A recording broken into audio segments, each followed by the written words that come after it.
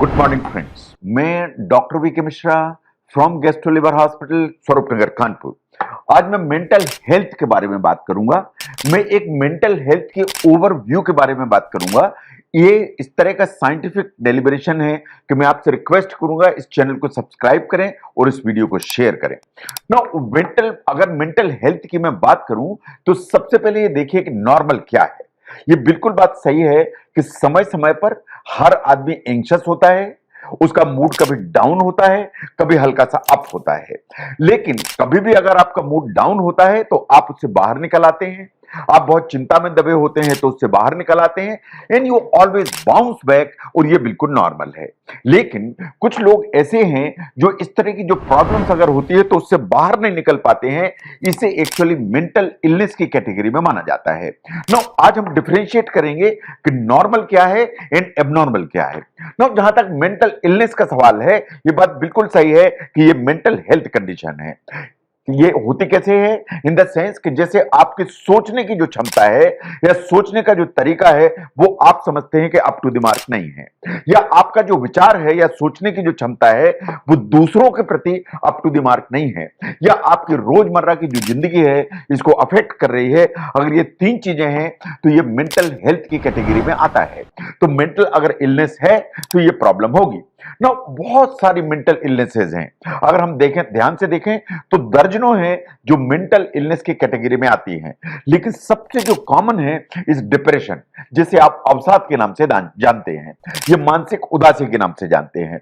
Number 2 पर आती है जनरलाइज एंजाइटी डिसऑर्डर, जिसमें आपको छोटे छोटे चीजों पर अनावश्यक बहुत चिंताएं होती हैं, इन आपको पैनिक रिएक्शन डेवलप हो जाता है। नंबर 3 पर आती है बाइपोलर डिसऑर्डर। ये उस तरह का डिसऑर्डर है कि आपको समझ नहीं आता, अपने आप ही आपका मूड कभी अपबीट हो जाता है, कभी आपका मूड एकदम डिप्रेशन हो जाता है, कभी आप बहुत खुश प्रसन्नचित्त होते हैं, कभी आप किसी से बात भी नहीं करना चाहते हैं। नंबर 4 पर आता है ऑब्सेसिव कंपल्सिव डिसऑर्डर। ये उस तरह का ऑब्सेशन है कि जैसे आपको एक बार हाथ आपने धोया तो आपको बार बार हाथ धोने की जो एकदम फितरत बनी हुई है, लत बनी हुई है, या आप नहाते हैं तो एक एक घंटे नहाते हैं। अगर आप साफ करते हैं सफाई घर की या बाथरूम के तो ऊपर दीवार तक ऊपर साफ करते रहते हैं। ये this is known as obsessive compulsive disorder. Number 5 पर आते हैं पोस्ट ट्रॉमेटिक स्ट्रेस डिसऑर्डर, कि कोई भी स्ट्रेस के चलते आपको एक प्रॉब्लम हुई और आप उससे बाहर नहीं निकल पा रहे हैं और वो लगातार चलती चली जा रही है। नंबर 6 पर आती है स्किज़ोफ्रेनिया, जो वास्तव में सबसे बड़ी मेंटल इलनेस है, जिसमें आपका सोचना विचारना आपको सब गड़बड़ हो जाता है।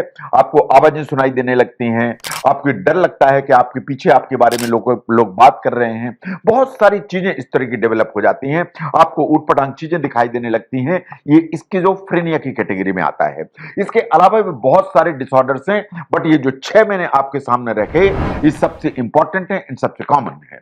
नाउ जहां तक मेंटल प्रॉब्लम्स का सवाल है, ऐसा नहीं है कोई पर्टिकुलर इंडिविजुअल्स हैं जिनको ये प्रॉब्लम होती है। कुछ यंग में होती है तो ओल्ड में होती है। ऐसा नहीं है कि यंग लोगों में होती है, इन बुजुर्गों में नहीं होती। दोनों कैटेगरी के लोगों में मेंटल इलनेस की प्रॉब्लम हो सकती है।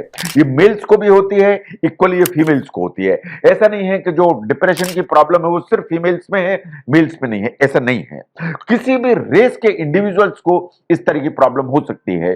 किसी भी एथनिक बैकग्राउंड के लोगों को ये मेंटल इलनेस की प्रॉब्लम हो सकती है। इन एजुकेशन लेवल से कोई फर्क नहीं पड़ता। बिल्कुल बिना पढ़े लोग जो बिल्कुल गांव में हैं, जिनने कभी कोई फॉर्मल एजुकेशन नहीं लिया, इन हाईली एजुकेटेड लोग जो हायर इंस्टीट्यूशन से पास हैं, जो एजुकेटेड हैं, उनको भी मेंटल इलनेस डेवलप हो सकती है। इसलिए एजुकेशन का जो लेवल है उससे मेंटल इलनेस का कोई लेना देना नहीं है।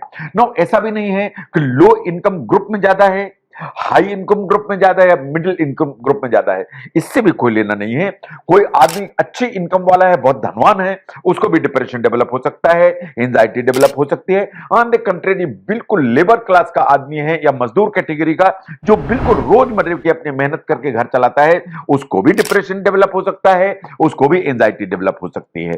ओनली गुड न्यूज इज कि ये सभी जो प्रॉब्लम्स मैंने आपके सामने रखी, ये पूरी की पूरी प्रॉब्लम्स ट्रीट होने लायक है। नो, प्रॉब्लम यह है कि आप बहुत सारे जो सिम्टम्स हैं उन्हें नजरअंदाज करते हैं, आप उन्हें रिकॉग्नाइज नहीं करते हैं, आप उन्हें ध्यान नहीं देते हैं। मैं चाहूंगा कि इन सिम्टम्स को आप ध्यान से देखिए। अगर इनमें से कुछ सिम्टम आपके हैं या आपके किसी भी जान पहचान वाले के हैं तो उन पर जरूर आपको ध्यान देने की जरूरत है ना। आपको अगर लगता है कि आपका मन उदास रहता है, आपको डाउन फील होता है, यानी आप लोगों से बात नहीं करना चाहते हैं, अगर ऐसा है तो इस पे आपको ध्यान देने की जरूरत है। आपको ऐसा लगता है आपका मूड बहुत स्विंग करता है, कभी खुश है कभी डाउन है, कभी खुश है कभी डाउन है, अगर ऐसा लगता है तो आपको ध्यान देने की जरूरत है। आपको ऐसा लगता है कि आप अपने दोस्त, अपने फैमिली मेंबर्स या जो एक्टिविटीज जिन्हें आप पसंद करते थे उनमें अब आपका मन नहीं लगता है, आपका मन करता है कि किसी से बात न करें, न किसी दोस्तों से बात करें, न फैमिली मेंबर से बात करें, अगर ऐसा है तो आपको इस पर ध्यान देने की जरूरत है। बिना किसी कारण के अगर आपको लगता है कि आपका एनर्जी का लेवल बहुत कम है और आपको नींद में डिस्टर्बेंसेस हो रहे हैं तो आपको ध्यान देने की जरूरत है, लेकिन सतर्क होने की जरूरत है। अगर आपको लगता है कि आपको छोटी छोटी चीजों पर बिना किसी कारण के बहुत गुस्सा आता है, आप बहुत वायलेंट हो जाते हैं, अनावश्यक लोगों के ऊपर चिल्लाने लगते हैं, इन आपका एटीट्यूड होस्टाइल है तो आपको ध्यान देने की जरूरत है। और अगर आपको लगता है कि आपका जो बिहेवियर है उसमें पैरानॉइड है, कि आपको आवाजें सुनाई दे रही हैं, आपको लगता है कि आपके पीछे आपके लोग बात कर रहे हैं, आपको लगता है कि आपके पीछे कोई षड्यंत्र कर रहे हैं, या आपको जो है हेलुसिनेशंस होते हैं कि आपको सांप बिच्छू ये सब दिखाई देने लगते हैं, ये प्रॉब्लमेटिक इशू है, आपको ध्यान देने की जरूरत है। तो अगर पैरानॉइड बिहेवियर है, आपको आवाजें सुनाई देती हैं, इन हेलुसिनेशन से, तो आपको जरूर ध्यान देना चाहिए। और ना कभी आपको लगता है कि ये जीवन बेकार है, इससे तो मर जाना ही बेहतर है या सुसाइड कर लें यही बेहतर है, इस तरह का विचार कभी भी आपके मन में आए तो इसको ध्यान देने की जरूरत है।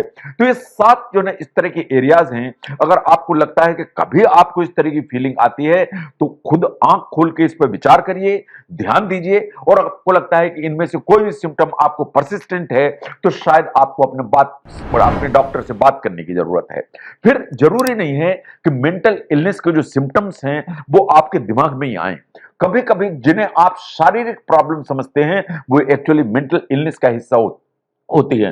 बिना किसी कारण के अगर आपको पीठ में कमर में दर्द है जबकि सभी आपकी इन्वेस्टिगेशंस नॉर्मल हैं तो इट इज क्वाइट पॉसिबल कि जो प्रॉब्लम हो वो मेंटल इलनेस से रिलेटेड हो। नींद की प्रॉब्लम मेंटल इलनेस से रिलेटेड हो सकती है। कभी कभी जो पेट में प्रॉब्लम होती है, जो आप बार बार लेटरिन जाते हैं या कॉन्स्टिपेशन होता है, वो जो प्रॉब्लम्स हैं जो इरिटेबल बाउल से सिंड्रोम से जुड़ी मानी जाती हैं, वो कभी कभी मेंटल इलनेस का हिस्सा होती हैं। Now the only thing is कि ये आपको समझने की जरूरत है कि अगर आप अपने सिम्टम्स को पहचानें, आप अपनी लाइफस्टाइल को ठीक करें और अगर इंट्रोस्पेक्शन करके लाइफस्टाइल को ठीक करें तो मेंटल इलनेस से आप बाहर निकल सकते हैं। ये सबसे पहला स्टेप है। लेकिन अगर आपको लगता है कि नहीं, आपने इंट्रोस्पेक्शन किया, आपने इस पर काम किया लेकिन आप बाहर नहीं निकल पा रहे हैं, तो सेकंड स्टेप है कि आपको एक थेरेपिस्ट से बात करने की जरूरत है।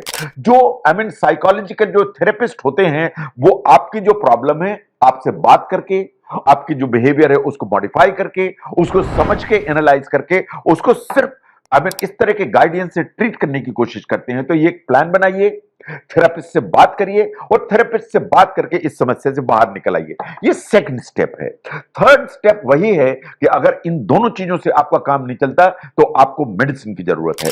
मेडिसिन हमेशा मदद करेगी इन द सेंस कि आपकी लाइफस्टाइल से आप बाहर नहीं निकल पा रहे हैं, इस प्रॉब्लम से आपके जो थेरेपिस्ट हैं आपको 100% बाहर नहीं निकाल पा रहे, तो दवाइयां आपको मदद करेंगी। नाउ जहां तक मेंटल इलनेस का सवाल है, mental illnesses are quite common.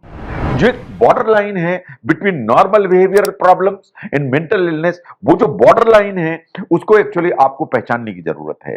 अगर आपको लगता है कि आपके बिहेवियर में आपको ही कुछ चेंजेस नजर आते हैं तो खुली आंख से उनको देखने की जरूरत है। अगर आपको सिम्टम्स कुछ समझ में आते हैं तो खुली आंख से उनको देखने की जरूरत है। और अगर आप समझते हैं उनको आप अपनी लाइफस्टाइल से ठीक कर सकते हैं, उससे अच्छी कोई बात नहीं है। लेकिन आपको लगता है कि नहीं, वो कंट्रोल में नहीं आ रहे हैं, तो एक एक थेरेपिस्ट है, उससे आपको बात करने की जरूरत है। और फिर भी अगर प्रॉब्लम नहीं सेटल हो रही तो आपको अपने डॉक्टर से दिखा के इसको अल्टीमेटली मेडिसिन की जरूरत है। जो मेंटल इलनेसेस हैं दे आर क्वाइट कॉमन। कितने तरह की मेंटल इलनेसेस आप फेस कर सकते हैं, उसको समझने में इस वीडियो ने अगर हेल्प किया तो जरूर शेयर करें। मैं doctor VK Mishra from gastro liver hospital, Swaroop Nagar, Kanpur. Thank you very much.